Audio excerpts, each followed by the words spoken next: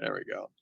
Hey guys, Coach Jan here, and I'm with the wonderful Sam, who's in the Philippines right now. And today's episode is going to be Tai Chi to People is going to be about a conversation, and it's a conversation. We're talking about the spine in Tai Chi, and I recently announced on a video that I have some injuries from a car accident and from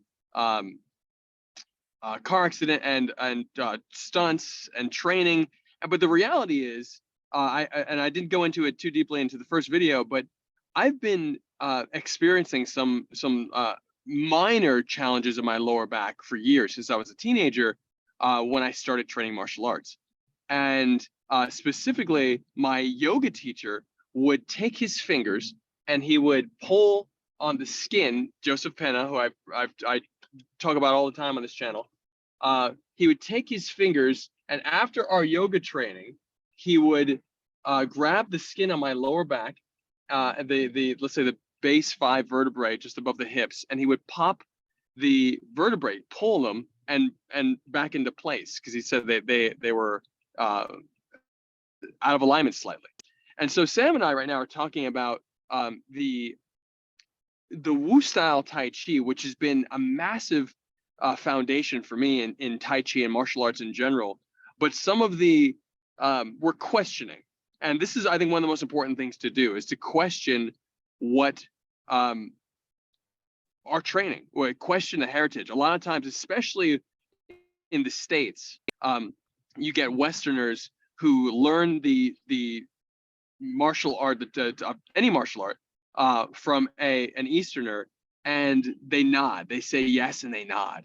Oh yeah, oh okay, and that, like, these profound understandings that aren't really understandings at all. It's just that you're accepting what your teacher's telling you. And I think to a certain extent, it's very important to accept what your teacher's telling you, but it's also equally important to be able to question that.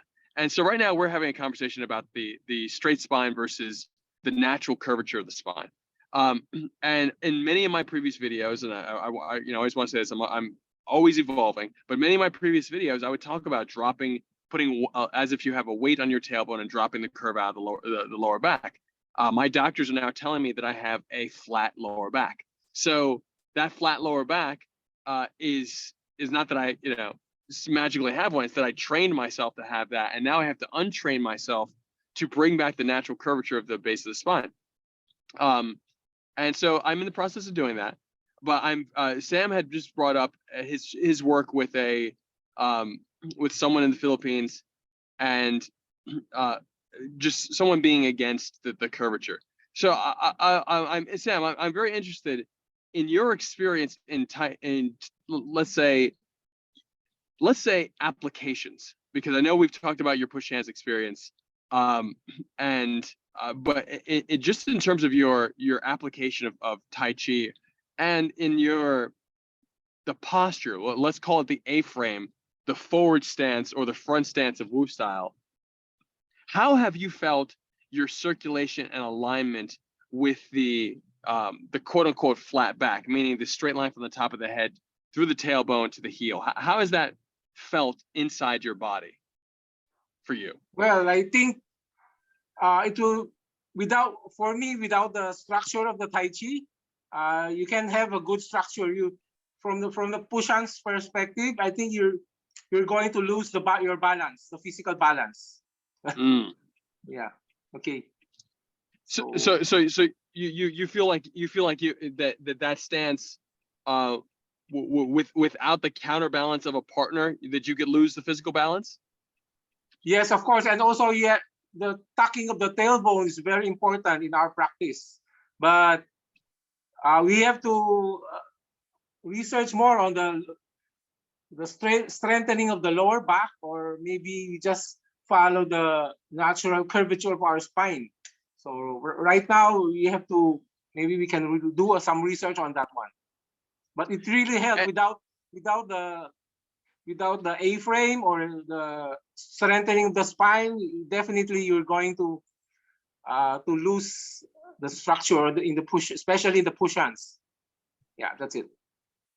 So I want to make sure that anybody who's watching this, if you have research, if you shot videos, if you have thoughts or opinions on this, we definitely want to hear them, because I was this is all about us sharing information together and finding out what is the optimal experience in our unique experience, all of us, and that we can learn from. And I'll say the one thing I started getting this theme last year when I was training with Ben Sanchez, who's one of I forget the guy's name. He did the Power of Chi documentary. Adam Meisner. He's I didn't know about Adam Meisner until I met Ben, and Ben told me about Adam. I saw Adam's stuff. Adam and I have communicated in the past, and just really interesting perspectives of Tai Chi. And Ben was very, very. If you ever hear me talk about weight hanging from your shoulder blades and lifting your chest slightly, that is not what I was taught ever in Tai Chi. My teachers were always compress the chest. Ben lifts the chest, which is more similar to my yoga teacher. Ben puts imaginary weight on the shoulder blades to help the natural curvature of the spine. And his mentality, one of the things that he shared was allowing the bones, everything to just naturally flow up and down. And I think that's really, really important. It's a really important idea, but it was still a little bit foreign to me, given that I've spent so much of my time intentionally structuring. I used to tuck in the tailbone, and then I started dropping the tailbone because the tuck created. Yes, please go for it. Oh, Sam, I can't hear you.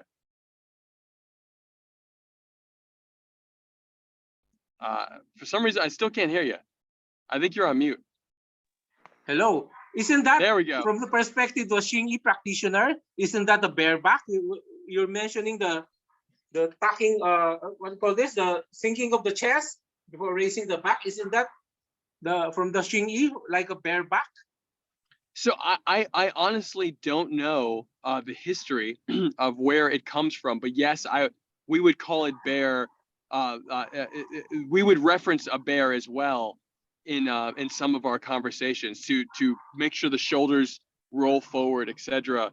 And so yes, exactly. In Yang style, we do that one in Yang style. We do this one. Yeah, the compression of the chest and the rounding of the back. Isn't that the Hamyong Papue? Rounding of the chest, raising the back, something like that. So,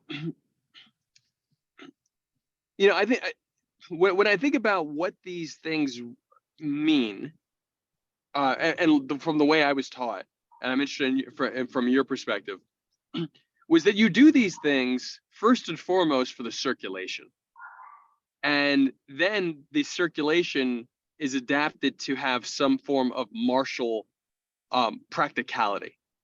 And so my understanding with Tai Chi first, and this is part of why I tell people that if I didn't do Tai Chi, if I didn't know Tai Chi, I don't think I truly understand martial arts. Like, I like fighting, I like action, and all that's cool, but like really knowing that you can live with an art, like truly live with one, that is the thing that Tai Chi taught me. And that that there's the breath, the visualization, and so the circulation and the sensation of that circulation was always key. And looking at the difference between my Wu style teacher, Sifu Kiftong, Grandmaster William C.C. Chen, and his reverse breathing yang, as we've called in the past, Master Chen Kai-chan, who would teach the water boxing and Luha Bafa to my father and myself, and other teachers that I've experienced, like such as Ben, each one of them having a different way of generating the circulation. And given that each one of them has different ways of accomplishing the same thing, it's where my mind has started to drift. And I used to hear this when I was younger, but I appreciated how clear the Wu style, more than any other style, I found that the Wu style was so precise. The angles were precise, the breath work was precise, the visualization was precise, as I learned it. And I've seen Wu style forms that are not nearly as precise from my read. But that precision I found comforting. So but I'm once again back to that your body and your way of moving is going to allow you to generate the most energy, the greatest circulation for yourself. And that, having all these different styles to compare to and postures to compare to, you have to really find what works best for your unique situation. So, with that said, one of the things that I've been looking to do is adapt some of this precision to my my Wu style, especially because it's so precise. So I'm doing my best sitting here like, okay, well, if I am in my A frame and I want to have, oftentimes we talk about straight having a quotation marks around it. So a straight back is actually a curve where you're intentionally extending through it. And this, let's say, when we talk about reaching through the curve, so I might have my hand out in this posture. Let's say just a gentle, not even a ward off, but I'm just reaching my fingers forward and reaching out, or any particular, even if I have a hook and L shape in my arm, to reach through the curve to make sure that I'm stretching even when I'm bent, that my shoulder blade's extending as much as I can, that I'm spinning my arm as much as I can, and getting all these small circular motions that add to the centrifugal force. They all add up together. So I'm rethinking my concept of straight back, and I'm rethinking, and again, doing my best to find this for myself. But it sucks to have a lower back injury, and dealing with one right now. Being able to do my Tai Chi form in a way that's comfortable, but also comfortable and maintains the level of power that I've experienced in the past and builds upon it, to me is super important. And the A-frame to me is pretty much that Wu style A-frame is stronger than, like, in my experience, any other front stance I've experienced in any martial art. And the reason is because it is forward pushing strength and imposition without overcommitting. And it took me a while to find the proper structure of that A-frame for myself. And I have to say that Grandmaster William C.C. Chen, his instruction of allowing the crease in the lead foot, the crease in the groin of the lead leg, allowing the weight to fall down the inside of that lead leg and to feel the muscle wrapping, spiraling down in one direction, and then when you come up, spiraling up in the other direction, the pressure. Those notes helped me and my father immensely in our Wu style A-frame, because the Wu style A-frame we used to do, as I've mentioned in previous videos, would be hips and shoulders square forward. And yeah, exactly. And so that those hips and shoulders square forward would actually put tension in our groin. And so, and it wasn't giving us enough spin on the forward push. Let's say we were doing brush knee, that brush knee press wasn't extending all the way because we were maintaining this square hips and shoulders, rather than softening all the way down through the leg, through the crease, and allowing that spiral to manifest in the push. And that changed everything. And when I started doing that on with Sifu Keith Tong, not necessarily having a detailed conversation of, Grandmaster William C.C. Chen's technique helped me improve my Wu style, but more so saying to him, more so getting his natural reaction while doing soft push hands, of him feeling the increase in my strength, and the increase in my sensitivity and relaxation because of these small adjustments. So I'm mentioning this because I believe that the natural curvature of the spine can be maintained through these postures still.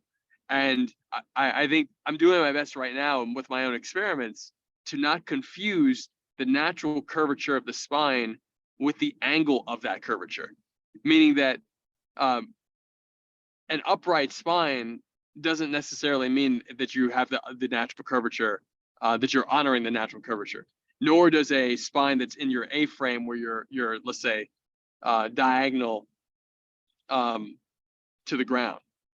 So just these are interesting thoughts, and I think that you know, Sam, to bring back to some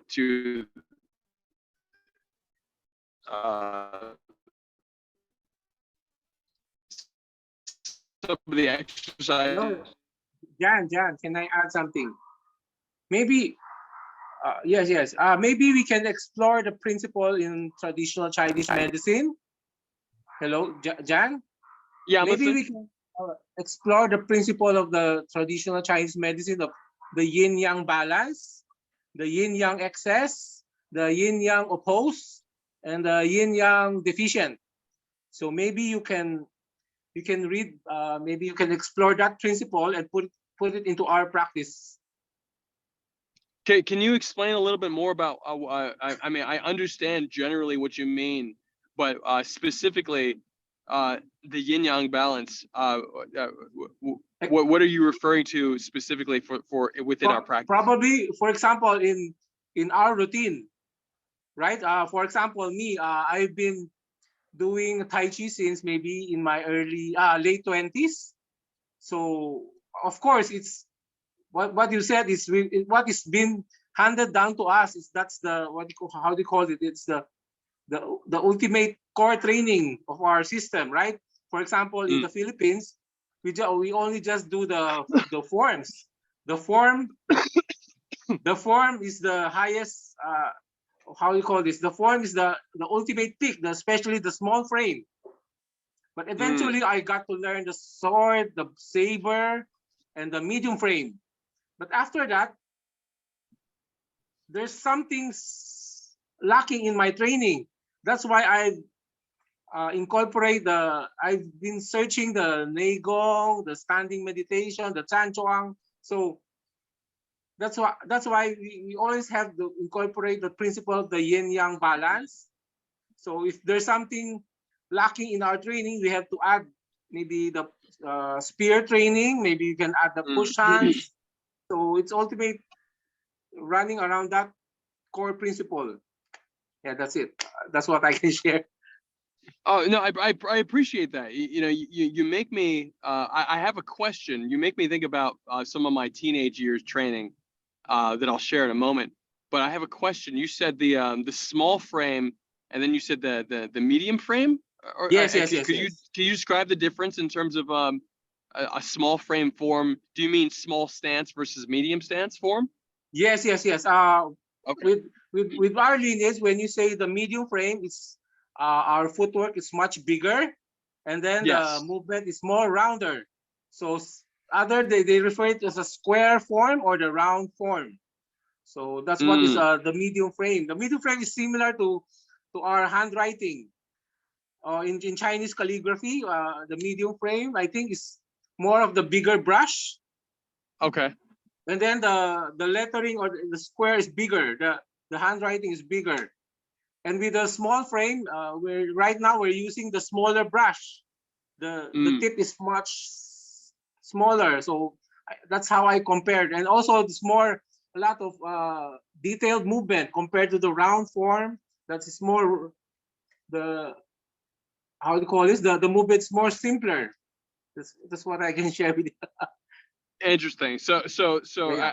I believe I've done trained in a similar way, but use different language for it, and Yes.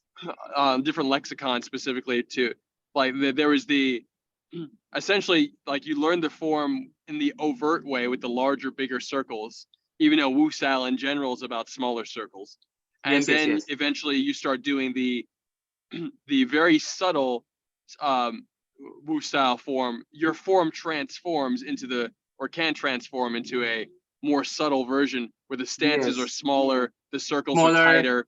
Yes, yes, yes, Yes. yes. Okay. And a lot of detail. So, for example, with the medium frame, the grasping the sparrow's tail, it just maybe Mhm. 3 to 4 movement. Or with the small frame, you know the idea is. I think it took you maybe 10 or 8 movement. So a lot of energetics and a lot of the downward force, maybe the square. Maybe we can show the difference of the squareness or the roundness. So that's it. Mm. That's very, very interesting. Yeah. I think the medium frame design maybe for the hua, the dissipating force, and the small frame is designed maybe for the expressing the forward force, the energy, the anking, something like that.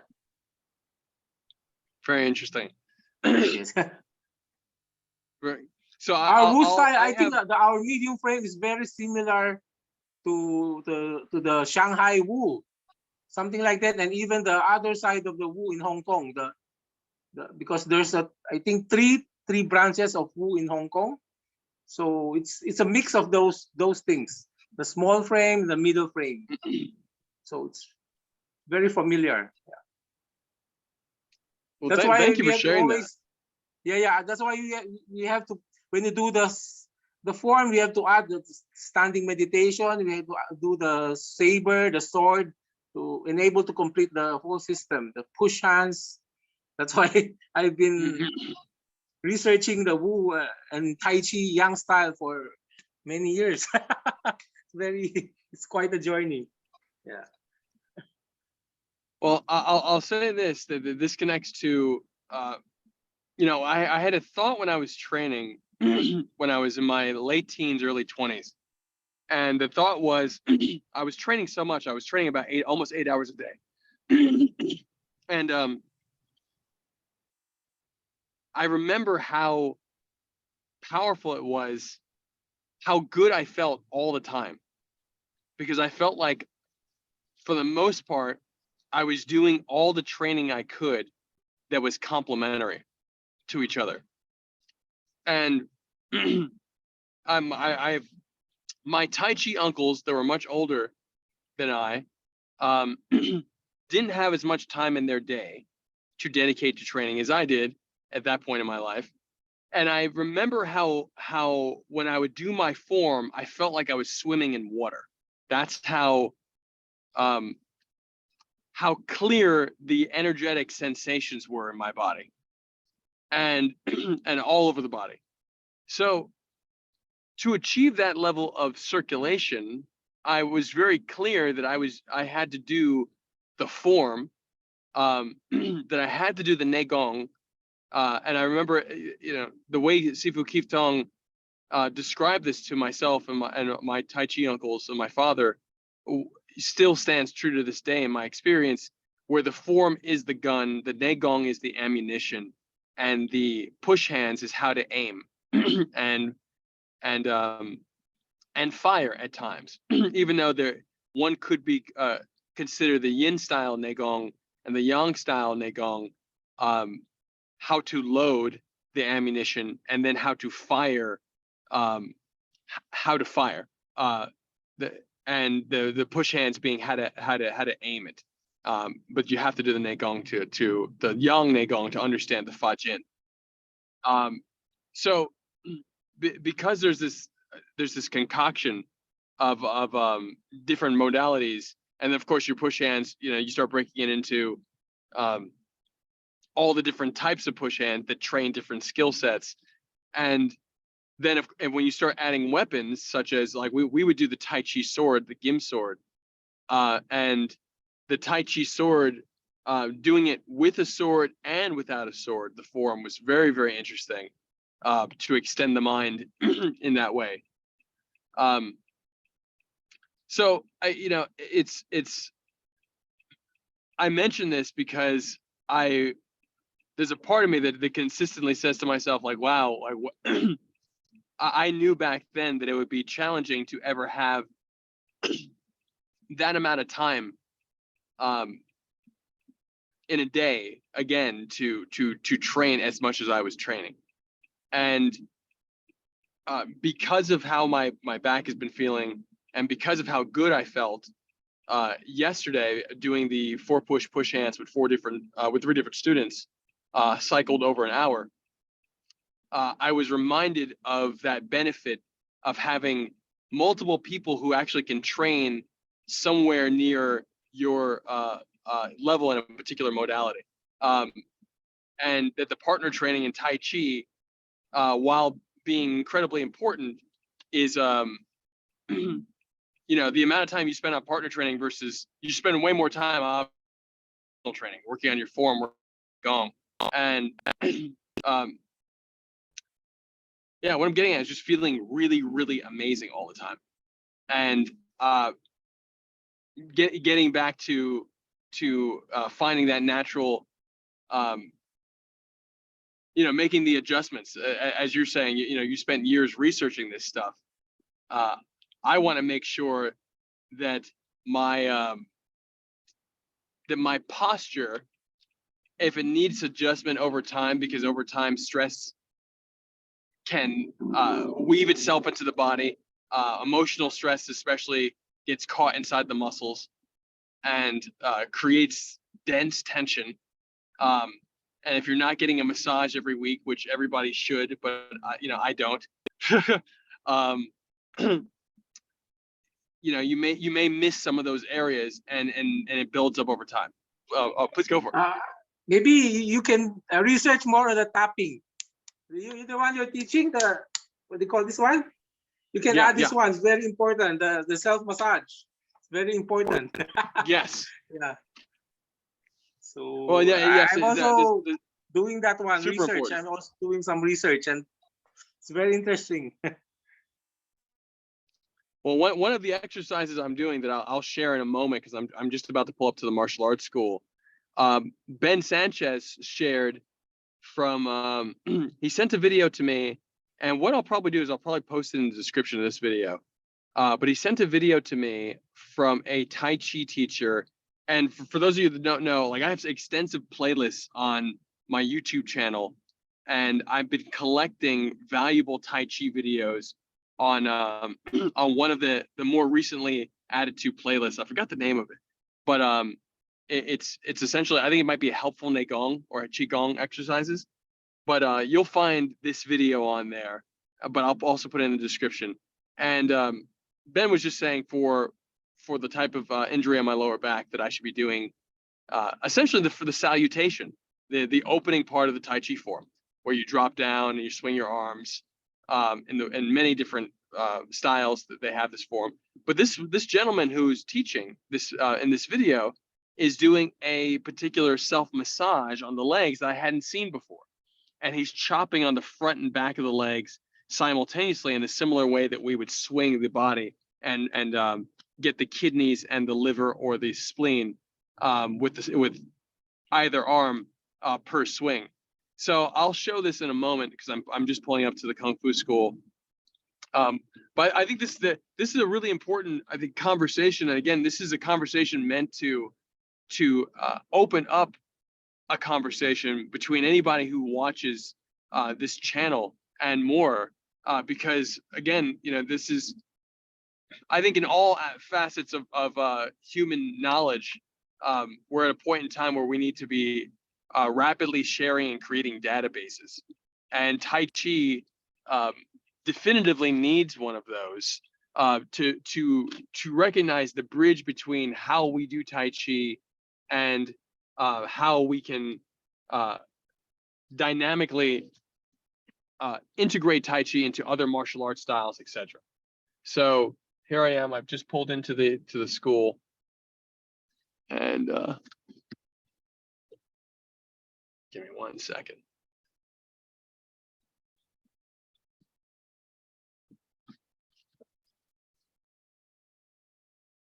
There we go.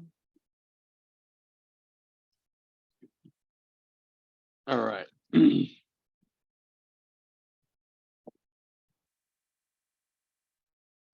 Guys here.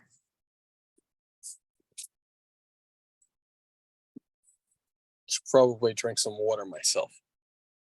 See if you can see me.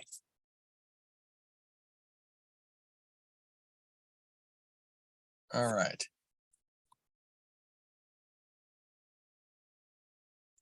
All right, great. I'll get the water in a little bit. All right, so we're here at Shaolin American Self-Defense Academy in the back in North Hollywood. And make sure I got my keys, got them. All right, let's see.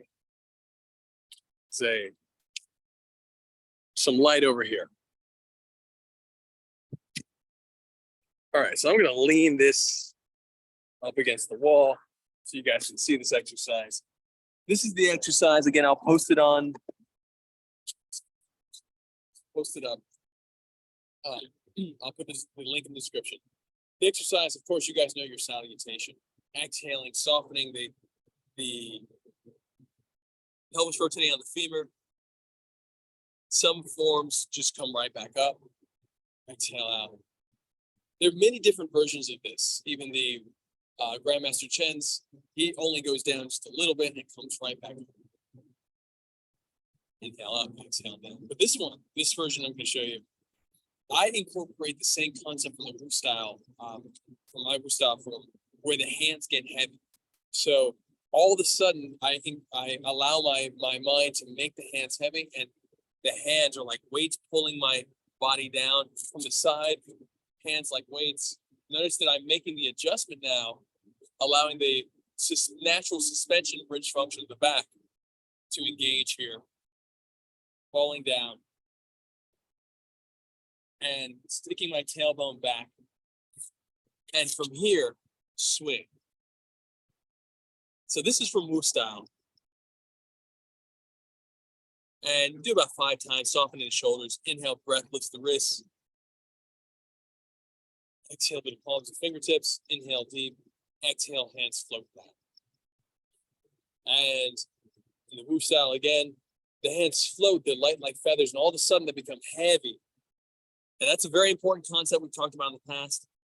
But now, down here, this is the version that I hadn't seen before. The gentleman teaching would swing, and he's chopping front and back, above the kneecap and behind, and then swing to the other side, front and back, front and back. And I thought this was very interesting.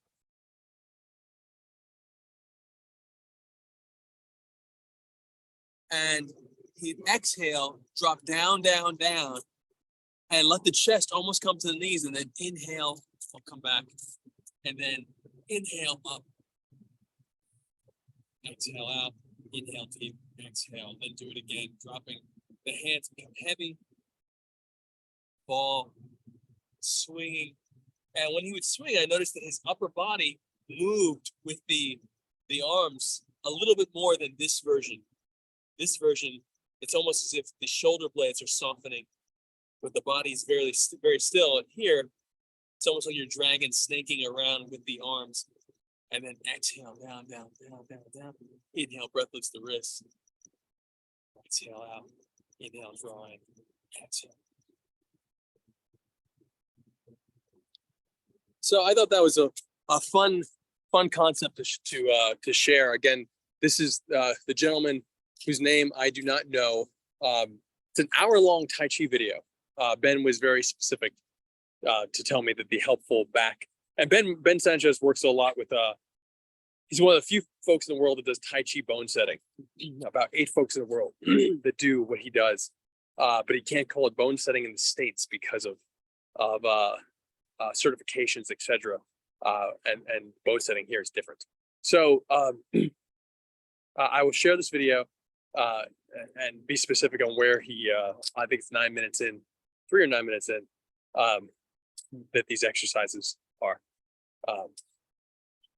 Yes. So, Sam, thank you so much for having the conversation with me today and being open to doing a different type of session with me today, because this is, I think it's really, really important to have these conversations. I think you brought up some really important ideas that you've just reminded me of many things that I need to look back into, because I think there's a lot of back to basics that I'm doing here personally I'm- in my journey. I'm- So thank you. I'm going to research more on I think you're on mute. because hello. Yes, I'm going to Still research can't on hear that you. one. Yeah, okay. Am I on Never mute? mind. Next time. Oh, I think there we go. I was on mute. Okay, I'm going to research more on that yin yang because I've taught that to my students. So we always remember that there's always a yin yang balance. So what you're doing is more or less that principle: yin yang balance, yin yang excess, yin yang deficient, and yin yang opposed. We always do that even in our exercise, in our food intake, maybe in also that's the principle in acupuncture. So maybe you can research on that. I appreciate it, man. Thank you. Yeah, And yeah. anything you might find, please share. Yeah. You post a comment in this video. Yeah, I'm going to research the acupuncture point with that one. The one you hit Appreciate the yeah. That's hitting the back acupuncture point. So I'm going to give you that point. Okay. Thank you. Yeah, Thank you so much, man. I'll see you soon. I'll see you next week. Yeah. Okay, Thank you, everybody. And of Yeah, course, man. subscribe, like, check us out on Coach Jan's Tai Chi, patreon.com/Coach Jan's Tai Chi. And you can find me at janstaichi.com as well, and on all platforms. Love you guys. Thank you.